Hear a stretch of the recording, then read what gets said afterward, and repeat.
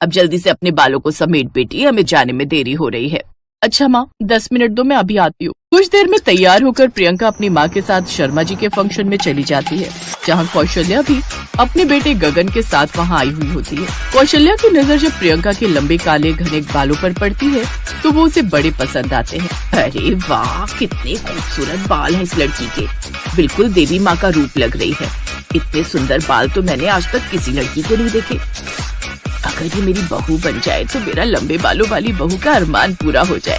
कौशल्या को प्रियंका पहली नजर में ही पसंद आ जाती है। वो शर्मा जी से उसके बारे में पता लगाती है, फिर अपने छोटे बेटे का रिश्ता लेकर प्रियंका के घर जाती है। गगन भी अच्छे परिवार से था, इसलिए प्रियंका के माता पिता भी इस रिश्ते के लिए हाँ कर देते हैं। कुछ दिनों बाद दोनों की शादी हो जाती है और प्रियंका ब्याह कर अपने ससुराल आ जाती है। प्रियंका के बाल देखकर पड़ोस ने कहती हैं, वाह कौशल्या, तेरी छोटी बहू के बाल तो कितने सुंदर और लंबे हैं, लेकिन मुझे डर है कहीं इन्हीं बालों को लेकर दोनों बहुओं में संग्राम ना हो जाए। क्या मतलब? मतलब ये कि कहाँ छोटी बहू के इतने बड़े और लंबे बाल और कहाँ तुम्हारी बड़ी बहू बिल्कुल गंजी। अब ऐसा ना हो कि इन बालों के कारण ही तुम्हारी दोनों बहुओं में संग्राम छिड़ जाए। उन औरतों की बातें सुनकर अब कौशल्या को भी इस बात का डर सताने लगता है। तो वहीं प्रियंका जेठानी के गंजे होने की बात सुनकर हैरान थी। क्या गंजी जेठानी? हाँ बहू, तेरी जेठानी गंजी है और इसलिए शादी में उसने अपने सर पर घूंघट डाल रखा था। तभी उसकी जेठानी अंजलि कमरे से बाहर आती है, जो कि पूरी तरह गंजी होती है। अंजलि ने उन सब की बातें सुन ली थी और उसे सब पर बहुत गुस्सा आ रहा था। जिसे देखो बस देवरानी जी के बालों की तारीफ करता जा रहा है और मेरे गंजेपन का मजाक उड़ाते जा रहे हैं। आज तक किसी की हिम्मत नहीं हुई थी मेरे ही घर में आकर मेरे गंजेपन का मजाक उड़ाने की, लेकिन आज इस चुड़ैल के कारण मुझे ये सब बातें सुननी पड़ रही हैं। गुस्से में अंजलि अपनी देवरानी की तरफ देखती है और फिर अपने कमरे में चली जाती है। ऐसे कुछ दिन बीतते हैं। एक रोज गगन ऑफिस से घर लौटते वक्त अपनी बीवी के लिए गजरे लेकर आता है। ये लो डार्लिंग, ये तोहफा तुम्हारे लिए। अरे वाह, ये तो बहुत ही सुंदर गजरा है। हाँ, लेकिन तुम्हारे इन खूबसूरत बालों से नहीं, जब तुम इसे अपने खूबसूरत बालों में लगाओगी ना, तब इसकी खूबसूरती और भी बढ़ जाएगी। तो फिर अपने हाथों से ही लगा दो ना। तो उसके बालों में गजरा लगाता है। दूर खड़ी अंजलि की नजर उस पर जाती है तो वो गुस्से से भनभनाते हुए अपने कमरे में जाती है। क्या किस्मत है उस देवरानी की, एक तो ऊपर वाले ने इतने लंबे खूबसूरत बाल दे दिए, ऊपर से इतना प्यार करने वाला पति।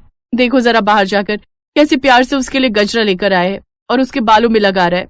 तो तुम क्या चाहती हो, मैं भी तुम्हारी इस टकली टाट के लिए फूल लेकर आऊं? अरे जब वो इस खेत पर टिकेंगे ही नहीं तो क्या फायदा लगाने का। तुम बिना अच्छा मजाक कर लेती हो। मदन हंसते हुए वहाँ से चला जाता है। शादी के इतने सालों के बाद भी मदन ने कभी अपनी बीवी का मजाक नहीं उड़ाया था, लेकिन आज लंबे बालों वाली देवरानी के घर में आते ही अब तो वो भी उसका मजाक उड़ाने लगता है, जिस कारण अब अंजलि और भी अपनी देवरानी से खिंची खिंची रहने लगी। कुछ ही दिनों में दोनों में मनमुटाव भी होने लगे, जिस कारण कौशल्या ने समय रहते दोनों बहुओं का बंटवारा कर दिया। अब देवरानी घर के ऊपरी हिस्से में और गंजी जेठानी घर के निचले हिस्से में रहने लगी। एक रोज उन सबको किसी शादी में जाना था। कौशल्या काफी देर से हॉल में खड़ी दोनों बहुओं का इंतजार कर रही थी। ओफो बहुओं, अब आ भी जाओ, कितना वक्त लगाओगी? माँ जी वो बाल संवारने में। हाँ रहने दे बहू, जानती हूँ तुझे तो वक्त लग ही गया होगा, लेकिन इस मुई गंजी को क्यों इतनी देर लग गई? इस टकले को चमकाने में क्यों देर हो गई तुझे तो बल्कि जल्दी से तैयार होकर अपनी देवरानी की मदद करनी चाहिए थी। अब चलो भी, बारात आ जाएगी। कुछ देर बाद वो सब शादी में पहुँचे तो सबकी नजर देवरानी के खूबसूरत बालों पर जाती तो उसकी तारीफ करते नहीं थकते। वाओ प्रियंका भाभी, आप तो वैसे ही कितने खूबसूरत हो, ऊपर से ये खूबसूरत बाल आपकी खूबसूरती में चार चांद लगा रहे। बताओ ना आप अपने बालों में क्या लगाते हो? अच्छा आओ, मुझे आपके साथ सेल्फी लेकर सोशल मीडिया पर अपलोड करनी है। पूरी शादी में सबका ध्यान सिर्फ प्रियंका के बालों पर था। सब उसे ही घेर कर खड़े थे। अंजलि भले ही जेठानी थी, लेकिन फिर भी उसे वो इज्जत नहीं मिल रही थी जो उसकी देवरानी को मिल रही थी। अब प्रियंका के लिए उसके मन में नफरत और भी बढ़ गई। उस रात घर आकर वो भी चैन की नींद नहीं सो पाई। बड़ा घमंड है ना इस देवरानी को अपने इन लंबे बालों पर। अब इसे ऐसा मजा चखाऊंगी कि ये भी याद रखेगी। अगले दिन वो ऊपर अपनी देवरानी के कमरे में जाती है और उसके बिस्तर पर च्युइंगम चिपका देती है। कुछ देर बाद जब देवरानी रसोई में काम करके अपने कमरे में कमर सीधी करने के लिए लेटती है तो उसके बालों में च्युइंगम चिपक गई। अरे ये क्या, मेरे बाल ये चिपक कैसे गए?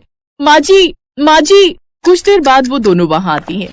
माँ जी देखिए ना, मेरे बालों में च्युइंगम चिपक गई। ओह नो, लगता है अब तो आपके बालों को कटवाना पड़ेगा देवरानी जी, मैं अभी कैंची लाती हूँ। नहीं, उसकी कोई जरूरत नहीं है, तू 2 मिनट रुक बहू, मैं अभी आई। सास फ्रिज से बर्फ लेकर आई और प्रियंका के बालों पर लगाकर उस च्युइंगम को छुड़वा दिया। ओह नो, इस बुढ़िया ने तो ये प्लान चौपट कर दिया। कोई बात, ये ना सही तो दूसरा प्लान सही। अगले दिन जब प्रियंका नहा रही होती है तो उसकी जेठानी ऊपर उसके फ्लोर में जाती है और उसके कमरे में रखे नारियल के तेल में हेयर रिमूवर लिक्विड मिला देती है। फिर जब प्रियंका वो तेल अपने बालों में लगाती है तो उसके काफी बाल झड़ जाते हैं। ओह गॉड, मेरे बाल इतने कैसे झड़ने लगे? तेल की एक्सपायरी डेट तो ठीक है। हो सकता है प्रियंका कोई मिलावटी तेल आ गया हो। ऐसा करो, ये बोतल तुम फेंक दो, मैं कल ऑफिस से आते हुए नया तेल ले आऊंगा। ऐसे ही कुछ दिन बीत जाते हैं।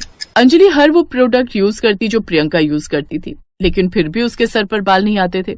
अपने टकलेपन से अब वो परेशान हो चुकी थी और अपनी देवरानी के लंबे बाल देखकर भी। इसलिए अब उसने फैसला किया कि अब वो कुछ ऐसा करेगी जिससे उसकी देवरानी के सारे बाल ही खराब हो जाए और उसे अपने बाल कटवाने पड़े। फिर अगले दिन जब देवरानी ऊपर अपनी बालकनी में अपने बाल खोलकर बैठी थी तो नीचे खड़ी गंजी जेठानी के मन में एक विचार आया। अब आज देवरानी के लंबे बालों का ये आखिरी दिन होगा, अब आएगा मजा।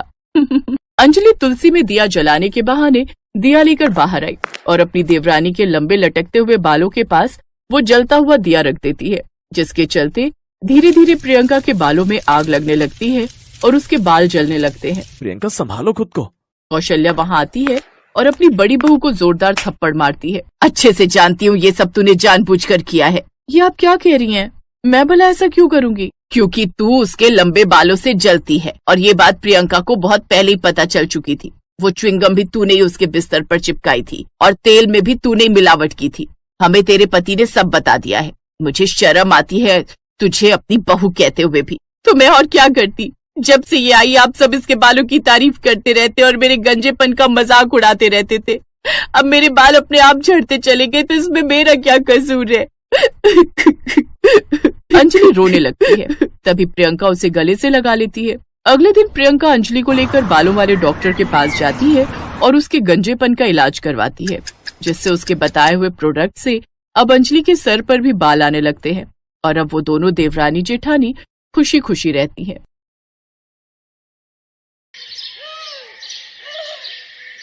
मैंने कहा था ना मेरे मायके वालों के लिए बढ़िया नाश्ता लेकर आना। हाँ तो लाया तो था। अच्छा, समोसे कौन सा बढ़िया नाश्ता होता है? तो और क्या लाता? क्यों, जरा सा और आगे जाने में तुम्हारे पैरों में दर्द हो गया था क्या? बढ़िया पेस्ट्री ला सकते थे, ब्रेड पकौड़े, नमकीन, गुजिया, कितना कुछ ला सकते थे, लेकिन लाए क्या? वही सड़े भूसे समोसे। सड़े नहीं थे, एकदम ताजे थे तनु, तुम्हारी कसम, मैंने खुद देखे थे बनते हुए। एकदम चुप हो जाओ। हे भगवान, मेरी तो किस्मत ही फूट गई इस लल्लू से शादी करके। तुम एक काम करो, भाग जाओ यहाँ से। मेरा माथा बहुत गर्म है, अगर और मेरे सामने खड़े रहे ना तो। अपनी पत्नी तन्नू का गुस्सा देखकर बेचारा शिबू वहां से भाग खड़ा हुआ। शिबू एक सीधा साधा आदमी था, पर उसकी पत्नी तन्नू बड़ी खतरनाक औरत थी। तन्नू से मार खाने के बाद बेचारा शिबू घर के सामने वाले पार्क में जाकर बैठ गया। वहां बैठकर वो अपनी किस्मत को कोस ही रहा था कि अचानक उसकी पीठ पर एक जोरदार मुक्का पड़ा। एक नंबर के कामचोर हो, घर से निकले तो यहाँ आकर पसर गए। सब्जी कौन लेकर आएगा? जा रहा हूँ। बेचारा शिबू अपनी टेढ़ी पीठ लेकर बाजार की तरफ चला जा रहा था और मन ही मन बड़बड़ाए जा रहा था। हे प्रभु, ये किस चांडाल को मेरे पल्ले बांध दिया आपने। अरे यार, किसकी बीवी होती है ऐसी? दुनिया भर में यही पिशाचिनी मिली थी आपको मेरे लिए। शिबू का मुंह उतरा हुआ था। वो धीरे धीरे आगे बढ़ ही रहा था कि तभी किसी ने उसके कंधे पर हाथ रखा। शिबू ने सोचा कि उसकी पत्नी तनु, लेकिन तभी उसके कानों में आवाज पड़ी। ओए शिबू, ओए कहाँ जा रहा है बे? और इतना घबराया हुआ सा क्यों है? अरे केतन तू, मुझे लगा। क्या लगा? कि भाभी फिर आ गई तुझे पीटने? हैं? बोल बोल बोल। उड़ा ले बेटा, मेरा मजाक उड़ा ले। तुझे गलती कर दी बता के यार। अच्छा सॉरी भाई, वैसे क्या आज फिर से पिटा है तू? है? हाँ यार, जब देखो हाथ उठा देती है धोबन की तरह। अबे तो छोड़ क्यों नहीं देता उसे? हैं? क्यों उस धोबन का कुत्ता बना हुआ है? अबे अगर छोड़ने की बात करूंगा ना तो फिर वो मुझे छोड़ेगी नहीं, तोड़ देगी। तो फिर कुछ ऐसा करना पड़ेगा कि वो तुझे खुद ही छोड़ कर चली जाए। है? ऐसा हो सकता है क्या? तेरे पास कोई आइडिया है क्या? हाँ है ना, तू दूसरी शादी कर ले, फिर वो गुस्से में तुझे छोड़कर चली जाएगी। केतन बहुत ही खुराफाती आदमी था, लेकिन इस बार उसकी राय शिबू को भी पसंद आ गई थी। वो उसी दिन से अपने लिए नई पत्नी की तलाश में जुट गया। फिर कुछ दिनों बाद पार्क में उसे एक लड़की नजर आई, जिसके बाल बहुत ही घने और लंबे थे। और फिर उफ, क्या लड़की है यार, इतने गहरे घने काले बाल और ऊपर से क्या प्यारी सूरत है इसकी। हाँ, यही है वो। इसी को बनाऊंगा तन्नू की सौतन। अगर ऐसा हो गया ना तो कसम से तन्नू तो जल भुनकर मरी जाएगी। ओहो, कितने प्यारे बाल हैं इसके। और एक वो चुड़ैल, गिनकर 6 बाल लिए घूमती है सिर पर है। शिबू ने उस लड़की से हाय हेलो की और फिर उसके बालों की तारीफ करना शुरू कर दिया। फिर एक दिन शिबू ने उसे शादी का प्रस्ताव दे ही दिया, जिसे मोहिनी ने स्वीकार भी कर लिया। और फिर कहाँ मर गए थे सारा दिन? तमीज से बात कर, मैं शादी करने गया था। ये देख, ये है मोहिनी, तेरी सौतन। आज से ये इसी घर में रहेगी, और अगर तुझे मंजूर नहीं तो चली जा अपने मायके। ये सुनकर तन्नू की आंखों में खून उतर आया और अगले ही पल शिबू की गर्दन उसके हाथों में थी। उधर मोहिनी अपने पति को बचाने की कोशिश करने लगी, लेकिन तन्नू ने उसे भी एक घुसा मारकर बेहोश कर दिया। तेरी हिम्मत कैसी हुई मोहिनी पर हाथ उठाने की? देख तन्नू, तू चाहे तो मार मार कर मेरी जान ले ले, लेकिन मैं अब मोहिनी से ही प्यार करूंगा। शिबू का इतना कहना ही था कि तन्नू ने उसकी गर्दन पकड़कर कि शिबू की सांस ही अटक गई। मेरे पति से दूर हट जा चुड़ैल। इतना कहकर तन्नू ने मोहिनी के बाल पकड़ लिए। तभी अचानक वो लंबी सांस लेकर बिस्तर से उठ बैठी। हे भगवान, ये क्या सपना देखा मैंने। तन्नू ने बगल में देखा तो उसका पति शिबू आराम से सो रहा था। उसने प्यार से शिबू के माथे पर हाथ फेरा। तभी शिबू भी डर कर उठ बैठा। है कुछ चाहिए क्या, या मैं कुछ भूल गया? आई एम सॉरी, माफ कर दो मुझे। अच्छा ये बताओ, तुम्हें मेरे बाल कैसे लगते हैं? बहुत ही प्यारे, बहुत ही अच्छे। पर हुआ क्या? कुछ नहीं, आज से मैं कसम खाती हूँ तुम्हें कभी नहीं मारूंगी, पर उस केतन से दूर रहना, समझे? हैं? कौन केतन? कुछ नहीं, सो जाओ।